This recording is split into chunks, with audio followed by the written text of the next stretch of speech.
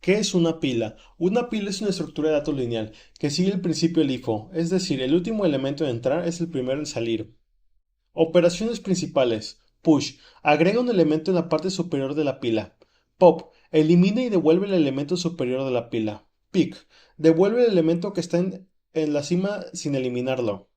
IsEmpty. Devuelve true si la pila no tiene elementos y false en caso contrario. Size. Devuelve el número de elementos que hay actualmente en la pila. Ventajas. Simplicidad de implementación. La pila es una estructura simple de entender y programar. Su comportamiento LIFO facilita la gestión de datos en muchos algoritmos. Gestión eficiente de datos temporales. Es ideal para almacenar datos que deben procesarse en orden inverso, como algoritmos recursivos o retrocesos. Soporte natural para la recursión. En lenguajes de programación, la pila de llamadas se usa para manejar funciones recursivas, lo que permite volver a punto correcto tras cada llamada actual en una pila. Al terminar una función, se retoma la ejecución desde donde se dejó. Deshacer y hacer acciones. Aplicaciones como editores de textos o gráficos usan pilas para regresar acciones del usuario, permitiendo deshacer o rehacer fácilmente.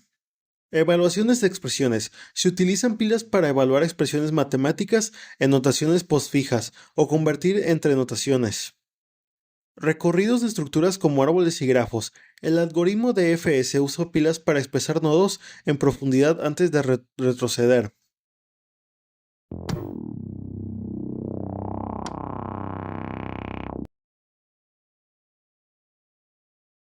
Bueno, vamos a ver implementación del código de la clase pila, clase stack. Primero creamos la clase que es una estructura de datos LIFO donde el último que entra es el primero en que sale. Luego definimos las variables donde usamos private para que estas solo se usen dentro de esta clase. Y maxSize es el nombre de la variable donde voy a guardar el tamaño máximo que puedo tener en la pila. Y stackArray es el arreglo que va a almacenar los valores que metamos a la pila. Y la variable top que indica la posición del último elemento que agregamos a la pila. Este es el constructor de la clase que va a recibir un número que representa el tamaño que quiero para la pila. Y aquí voy a guardar el valor que recibo en size dentro de una variable llamada maxSize. Y creamos el arreglo stackArray con el tamaño máximo que definí. E iniciamos top en -1 para indicar que todavía no hay elementos en la pila. Bueno, vamos con los métodos. Aquí usamos el método push que sirve para agregar un nuevo elemento a la pila. Este método recibe un número entero llamado valor, que es el dato que queremos guardar. Aquí usamos if y revisamos si top es menor a maxSize -1. Si la condición es verdadera, aumentamos top en 1 y en esa nueva posición guardamos el valor que recibimos en valor. Aquí. Luego ponemos el else y si la condición es falsa quiere decir que la pila está llena y mostramos un mensaje de que la pila está llena. El siguiente método es el método pop que sirve para quitar el elemento que está en la cima de la pila y devolverlo. Ponemos un if para verificar si la pila no está vacía y usamos el isEmpty que significa no está vacía, y si la condición es verdadera devolvemos el elemento que está en la posición top y después reducimos top en 1 usando esto para indicar que lo quitamos. Ponemos el else y si la condición es falsa significa que la pila está vacía y mostramos un mensaje de que la pila está vacía. Regresamos el +1 como señal de que no había nada que quitar. Luego usamos el método pick que sirve para ver el elemento que está en la cima de la pila sin quitarlo. Y aquí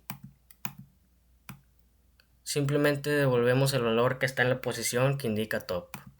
Por último usamos el método isEmpty que sirve para saber si la pila está vacía o no. Usamos boolean porque solo puede tener dos valores, true o false. Y aquí retornamos el resultado de la condición. Y si la condición es verdadera, devuelve true. Y si es falsa, devuelve false. Y así quedaría la implementación del código.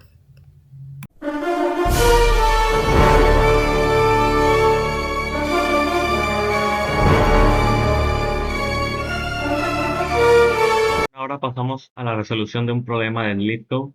Tenemos este que se llama Baseball Game. Es un reto en el que tenemos que simular un marcador de béisbol con reglas un poco extrañas, usando operaciones que afectan los puntajes. Primero, empezamos con un registro vacío. Nos da una lista de operaciones y cada una tiene un uso diferente. Un número entero lo agregamos como un puntaje, que sería X en este caso. Más, sumamos los dos últimos puntajes y guardamos ese resultado. D. Duplicamos el último puntaje y C. Eliminamos el último puntaje.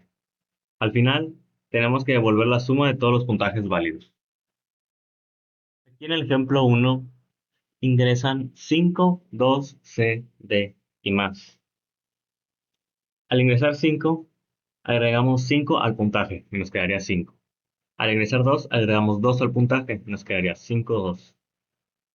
Al ingresar C, eliminamos el último valor, en este caso 2, y nos quedaría solamente 5.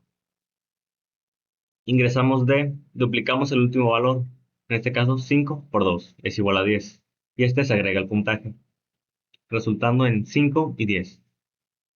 Tenemos más, se suman los dos últimos valores, 5 y 10, dando resultado a 15, y este se agrega al puntaje, 5, 10 y 15.